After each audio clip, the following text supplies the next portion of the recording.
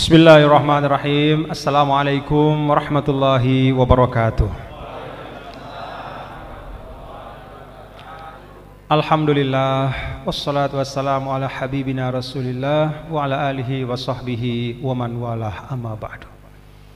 Yang saya hormati dan saya muliakan guru kita Bapak Dr. Hamim Zarkashi dan Ustadz Fauzan, para pimpinan, Bapak Camat, Bapak Lurah, Bapak Kapolsek, Bapak Danramil, Bapak-bapak dan ibu-ibu, para tokoh agama, tokoh masyarakat.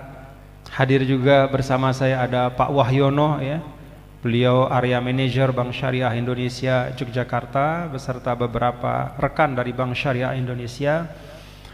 Semua hadirin dan hadirat yang saya hormati dan saya muliakan. Ada Kiai Rafiq juga, pimpinan dari Pondok Pesantren Latifah Mubarakiyah, dan juga para pimpinan Ormas Islam, khususnya para pimpinan Muhammadiyah, Ranting, Cabang, dan Aisyah juga. Semoga kita semua dalam rahmat Allah Subhanahu wa Ta'ala. Pertama, saya mengajak kita bersyukur. Alhamdulillah, Allah Subhanahu wa Ta'ala dengan wasilah Islam mempertemukan kita. Jadi kalau bukan karena dinul Islam, ya tidak akan Zainul Majdi ini duduk di sini. Tidak akan Ustadz Fauzan, Ustadz Hamim di samping saya. Tidak akan kita duduk bermajelis di Masjid Tegal Rojo ini. Tapi karena iman dan Islam yang mempersatukan kita, yang mentautkan hati kita. Alhamdulillah. Setelah bersyukur kehadirat Allah, saya mengajak untuk memaksimalkan duduk kita di masjid, ya. Mungkin ada yang lupa, ya. Saya ajak untuk kita baca niatul i'tikaf, ya. Bismillahirrahmanirrahim. Nawaitul i'tikaf fi hadzal masjid ma dumtu fihi lillahi ta'ala. Aku berniat iktikaf di masjid ini selama aku berada di dalamnya karena Allah. Nah, jadi memang kalau pada 10 malam terakhir bulan suci Ramadan secara khusus, dan juga bahkan setiap saat ketika kita datang ke masjid, ya, para ulama itu mensunnahkan kita untuk membaca niat tadi supaya kita dapat niatul i'tikaf. Berapa lama kita bisa mendapatkan status sebagai seorang mu'takif? Berapa lama kita harus ada di masjid? Kalau dalam mazhab Syafi'i itu walau lahzatan, walaupun hanya sesaat saja. Jadi bapak-bapak ibu, kalau kita hadir ke masjid untuk sholat fardu, atau misalnya kita niat untuk mengkaji, belajar ilmu, termasuk juga malam hari ini kita bersilaturahim, jangan lupa pasang juga niat i'tikaf supaya berlipat keberkahan dan kebaikan yang kita dapatkan. Dan itu salah satu istimewanya Islam. Satu amal secara zohir dia bisa dipasangkan beragam niat yang semuanya itu di bawah lillahi ta'ala. Jadi semuanya lillahi ta'ala, payungnya itu lillahi ta'ala. Di bawah payung itu ada niat sholat fardu kalau kita tadi datang, ada niat tarawih dapat juga, kemudian niat untuk bersilaturahim udah 3, niat untuk menuntut ilmu sudah 4, niat untuk iktikaf sudah 5. Satu amal. Itulah kata ulama, mengapa salah satu sebab disebutkan kenapa umat Nabi besar Muhammad sallallahu alaihi wasallam ini walaupun umurnya jauh lebih pendek dibanding umat-umat sebelumnya, ya, tetapi dia mendapatkan kemuliaan dan keistimewaan. Bahkan disebutkan masuk surga bersama Nabi besar Muhammad sallallahu alaihi wasallam itu mengawali atau sebelum umat-umat yang lain. Kata para ulama, salah satu sebabnya adalah tad'iful ujur bitaksirin niat. Karena umat Nabi Muhammad ini dimungkinkan mereka dalam satu amal itu dia bisa pasang beragam niat dan masing-masingnya mendapatkan pahala dari Allah. Alhamdulillah. Yang kedua, saya mengajak kita juga untuk mengamalkan doa yang Rasulullah Shallallahu Alaihi Wasallam ajarkan kepada orang-orang dekat beliau pada bulan Ramadan, termasuk kepada istri beliau Sayyidah Aisyah radhiyallahu anha. Dua doa itu kita baca bersama ya, bapak-bapak ibu ya, saya pimpin. Bismillahirrahmanirrahim. Allahumma inna nas'aluka ridhaka wal jannah wa na'udzu bika min sakhatika wan nar. Allahumma innaka afun tuhibbul afwa fa'fu anna. Amin. Alhamdulillah. Malam hari ini kita memperingati nuzul Quran, kitab yang bisa mengganti semua kitab suci sebelumnya, tapi tidak tergantikan oleh kitab suci manapun. Suatu ketika dulu ada sahabat Rasul Shallallahu Alaihi Wasallam, namanya Abdullah ibnu Amr ibnul As. Jadi pada satu peristiwa, Abdullah bin Amr bin As ini mendapatkan rampasan ya, berupa zamilatain. Jadi zamilatain itu yang ditaruh di punggung onta ya. Zamilah itu artinya kayak tas gitu, berisikan barang di atas punggung onta yang isinya banyak. Nah ini dia dapat dua, ada dua onta istilahnya. Jadi menggambarkan betapa banyaknya zamilatain ya, dua gendongan onta, isinya kitab semua. Dan yang paling utama di antara kitab-kitab itu adalah kitab Taurat. Maka Abdullah bin Amr itu begitu pulang ke Madinah, dia duduk di samping masjid, di sudut masjid, lalu dia mulai buka itu. Dia buka Taurat. Buka, wah dia ngangguk-ngangguk. Buka lagi, ngangguk lagi. Dilihat oleh Rasulullah Sallallahu Alaihi Wasallam. Apa kata Rasulullah Sallallahu Alaihi Wasallam? Abdullah bin Amr, kenapa engkau baca Taurat padahal ada Al-Quran di tengahmu? Apa yang ada di Al-Quran mencukupkanmu dari apa-apa semua kebaikan yang Allah muatkan dalam kitab-kitab suci sebelumnya. Dan kalau Musa hidup sekarang, kata Nabi, ma wasi'ahu illa ayat tabi'ani. Kalau Musa alaihissalam ada di antara kita sekarang, hidup sekarang ini, maka tidak ada yang dia lakukan kecuali mengikutiku, kata Rasulullah SAW. Sayyidina Abdullah bin Amr bin As langsung melepas, nggak dibaca lagi, dan kembali mendalami Al-Quran. Peristiwa ini bapak-bapak dan ibu ya, menggambarkan posisi Al-Quran. Kalau kita ingin mengetahui semua kandungan-kandungan hikmah spiritual, tuntunan dari Allah Ta'ala, dari Nabi Adam alaihissalam, Nabi Nuh alaihissalam, sampai akhir Nabi besar Muhammad Sallallahu Alaihi Wasallam, cukup dengan membaca Al-Quran. Itulah sebabnya Al-Quran dinamakan musaddiqan wa muhaiminan. Musaddiqan itu artinya apa-apa yang baik yang ada di kitab-kitab suci sebelumnya itu dijelaskan lagi dalam Al-Quran dalam bentuk yang lebih tegas. Bagaimana birrul walidain, bagaimana silaturrahim, bagaimana kejujuran, bagaimana membangun masyarakat yang dipenuhi dengan kasih sayang. Jangan suudzon, jangan menggibah, jangan namimah.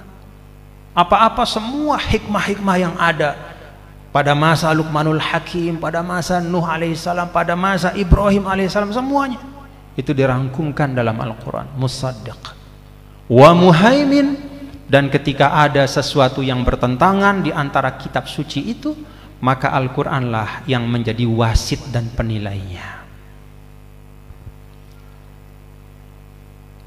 Artinya Bapak-bapak Ibu, Al-Qur'an mencukupkan kita dari semua tuntunan-tuntunan yang pernah turun di atas bumi ini dari Allah Subhanahu wa taala. Alhamdulillah. Dan Bapak Ibu, kita renungkan ya, bagaimana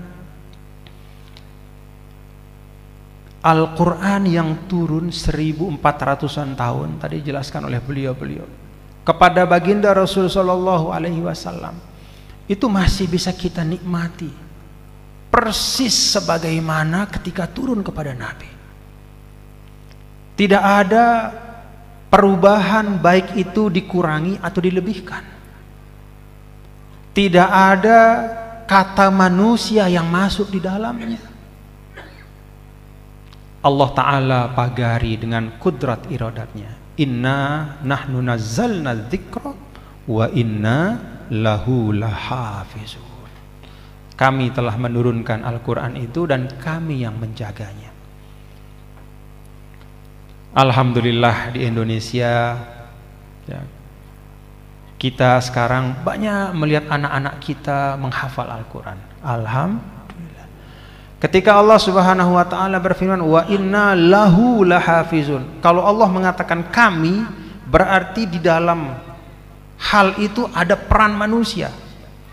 Kalau Allah mengatakan aku, maka itu adalah prerogatifnya Allah. Maka ketika Allah menciptakan Nabi Adam, khalaqtu biyadiya, aku ciptakan ya, dengan tanganku, dengan kudratku. Tapi ketika bicara tentang penciptaan manusia, walaqad khalaqna, sungguh kami ciptakan. Kenapa kalau untuk manusia yang lain pakai khalaqna, kepada Nabi Adam khalaqtu?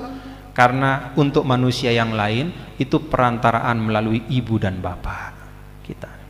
Maka ketika Allah mengatakan wa inna lahu lahafizun, dan kami akan memeliharanya, maka di dalamnya itu ada peran manusia. Siapa yang memeliharanya dari manusia? Para hufaz. Maka ketika anak-anak kita menghafal Quran, ya Allah, itu karunia luar biasa.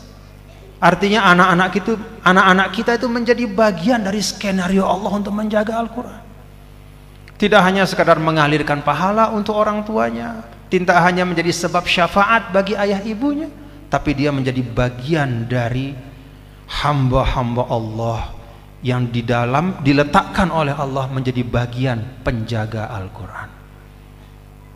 Itu sebabnya bahkan pada masa Nabi kita, Nabi besar Muhammad sallallahu alaihi wasallam, sahabat-sahabat yang menghafal Al-Quran itu diperhatikan betul oleh Rasul ya, karena dia masuk ke dalam wa inna lahu lahafizun. Maka kesyukuran besar bapak-bapak, ibu ya, kita bukan orang Arab ya, jauh dari tempat lahirnya Islam, tapi rasanya tidak ada rumah kita yang tidak ada Al-Qur'annya. Alhamdulillah. Nah, tinggal kalau kita bicara tentang memuliakan Al-Qur'an dalam nuzulul Qur'an ini, maka tugas kita adalah terus belajar meningkatkan keakraban kita dengan Al-Qur'an.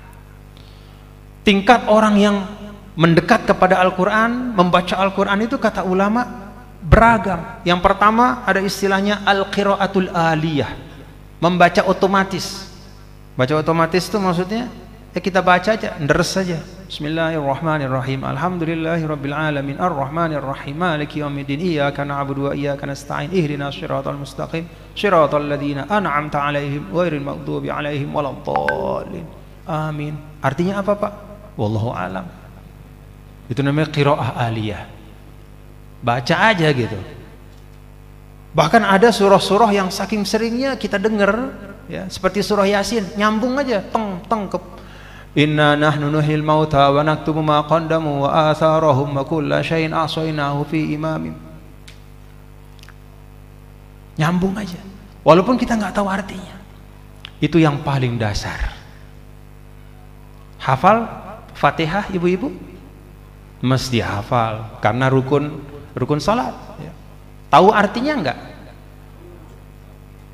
Mungkin tidak semua ya. Nah itu namanya qiraah aliyah, membaca secara otomatis saja tanpa memahami. Ada pahalanya enggak? Ada. Kata Nabi, man qara'a harfan min kitabillah falahu bihi hasanah wal hasanatu bi asyri amsalihha. Yang baca satu huruf Al-Quran dapat 10 pahala. Saya tidak mengatakan alif lam mim satu huruf kata Rasul, tapi alif satu, lam satu, mim satu. Kalau dari sisi pahala, yang pertama ini dapat pahalanya. Tapi kan Al-Quran diturunkan oleh Allah bukan sekadar menjadi ladang pahala. Al-Quran itu turun hudan linnas, supaya dia bisa kita pahami, menjadi petunjuk. Maka ada tingkatan yang kedua, namanya al-fahmul harfi. Nah, al-fahmul harfi itu artinya alhamdulillahi rabbil alamin. Dalam hati kita tahu kita, alhamdulillah segala puji, lillah hanya milik Allah, rabbil alamin Tuhan semesta alam, ar-rahmanir rahim maha pengasih, maha penyayang, maliki yaumiddin pemilik hari pembalasan. Kita tahu artinya, tapi sebatas arti secara garis besar saja. Nah itu namanya al-fahmul harfi. Ini tingkatan yang kedua. Biasanya tingkatan ini kita dapatkan kalau kita lihat terjemahan Al-Quran ya. Misalnya kita buka, kan ada tuh terjemahan Al-Quran ya Ustaz ya, dari Kementerian Agama itu ketahuan. Jadi kita bisa baca Al-Qurannya, lalu kita baca terjemah harfiahnya. Itu tingkatan yang kedua. Dapat pahala nggak? Dapat. Bedanya apa sama yang pertama? Lebih besar yang kedua. Kenapa? Karena ma'al fahmi. Walaupun kefahamannya itu hanya garis besar, tapi udah mulai dia paham ya. Maka itulah derajat yang kedua kata para ulama, al-fahmul harfi. Yang ketiga, ada yang disebut dengan al-fahmut tafsiri. Dia mulai memahami Al-Quran dan bisa menafsirkannya secara umum. Jadi ketika dia alhamdulillahi rabbil alamin, segala puji hanya milik Allah, maka apa sih alhamdulillah, hakikat dari pujian itu apa gitu. Maka dia mulai memahami, oh yang namanya pujian itu as-sana bil jamil, menyebutkan ya, menyebutkan sesuatu yang baik ya, sebagai tanda terima kasih. Lillah hanya milik Allah, rabbil alamin. Apa arti rabbil alamin? Rob itu ternyata bukan hanya sekedar Tuhan artinya, tapi Rob dia menjaga, memelihara. Gak ada seorang hamba yang dibiarkan gak makan, dibiarkan sengsara walaupun dia gak beriman sama Allah. Itu rububiyahnya Allah. Jadi dia mulai kepada tingkat menafsirkan ya, penafsirannya dia mulai pahami lebih tinggi dari sekedar harfi. Maliki yaumiddin, pemilik hari pembalasan. Iyyaka na'budu, hanya engkau yang kami sembah dan hanya engkaulah tempat kami minta pertolongan. Maka dia mulai tafsirkan, kenapa kok iyyaka na'budu, kenapa tidak na'buduka? Kalau na'buduka itu kami menyembahmu, kalau iyyaka na'budu hanya engkau yang kami sembah. Oh beda, kalau na'buduka kami menyembahmu itu berarti bisa saja saya juga menyembah yang lain ya. Saya menyayangimu, kan kita kalau bilang saya menyayangimu, kalau sama istri kita misalnya, istriku saya menyayangimu. Kalau istrinya pinter dia bilang gini, sebentar dulu gitu. Sebentar dulu nih gitu. Tapi kalau hanya engkau yang kucintai, baru dia tenang. Dimasakkan kayak hamim sahurnya terus nanti ya, aman sudah gitu. Jadi mulai kita menafsirkan, mulai naik. Oh perbedaan, oh iya karena na'budu, hanya engkaulah yang kami sembah dan hanya engkaulah tempat kami meminta pertolongan. Mulai ya. Lalu kemudian yang paling ya, yang lebih lagi atasnya itu yang disebut dengan al-fahmut takamuli. Jadi dia mencoba memahami lebih utuh tentang konsep Al-Quran. Iyyaka na'budu wa iyyaka nasta'in ihdinas siratal mustaqim. Kenapa kok iyyaka na'budu duluan dibanding ihdinas siratal mustaqim? Oh, kata ulama, ternyata di situ bukan hanya mendidik kita tentang tauhid, bukan hanya mendidik kita tentang bagaimana berdoa, tapi juga bagaimana beradab dengan Allah. Artinya apa? Iyyaka na'budu dulu, baru iyyaka nasta'in. Ihdinas siratal mustaqim. Ibadah dulu, baru minta. Kewajiban dulu, baru minta hak. Itu adab dengan Allah. Jadi tunaikan semua tuntunan-tuntunan itu dengan baik, baru kemudian Anda minta kepada Allah. Jangan sholatnya nggak jelas, tapi doanya panjang. Begitu nggak dikabulkan, dia marah sama Allah. Padahal sholatnya ala kadarnya saja. Iyyaka na'budu wa iyyaka nasta'in itu tidak ditahqiq, tidak diwujudkan, tidak disungguhin, diseriusin. Ihdinas siratal mustaqimnya aja yang diminta. Padahal dalam Al-Fatihah maqam iyyaka na'budu itu mendahului ihdinas siratal mustaqim. Adabnya kepada Allah, kita tunaikan kewajiban kita, Allah akan limpahkan nikmat dan karunia yang tak putus kepada kita. Nah, jadi ini ilustrasi saja ya Bapak-bapak Ibu, bahwa Al-Quran itu, kalau kata Imam Ali, istantiqil Quran, ajak Al-Quran itu bicara. Gimana sih kita bicara? Kalau saya misalnya sama Pak Kiai Hamim, misalnya, udah habis itu diam, gimana responnya Pak Kiai? Udah selesai. Tapi Pak Kiai apa kabar? Pak Kiai kan jawab, alhamdulillah Tuan Guru saya sehat. Kalau lebih lagi, Pak Kiai gimana COVID-nya kemarin? Waktu jadi lulusan COVID gimana, ceritain dong gitu. Begitu bilang ceritain dong, beliau kan cerita 10 harinya itu. Begitu juga Al-Quran. Kalau kita hanya menyentuhnya sekali setahun, ya kayak begitu juga, udah selesai. Tapi kalau kita ajak dia dekat, dan ajak dekat itu kan bukan berarti harus hafal Quran. Cukup apa yang kita ngerti, ya kita baca saja. Walaupun berat, kita baca satu ayat, tapi tiap hari. Bismillahirrahmanirrahim. Alhamdulillahirabbil. Setiap hari. Walaupun satu ayat, walaupun 2 ayat, tapi tetap, maka respon Al-Quran juga akan beda. Itu kata Imam Ali, istantiqil Quran. Kalau engkau hanya berbisik dengan sayup-sayup kepada Al-Quran, Al-Quran pun akan meresponmu dengan sayup-sayup. Tapi ketika engkau sungguh-sungguh bicara dengannya, maka dia akan hadir setiap saat dalam kehidupan kita. Wallahu a'lam bishawab. Terima kasih. Assalamualaikum warahmatullahi wabarakatuh.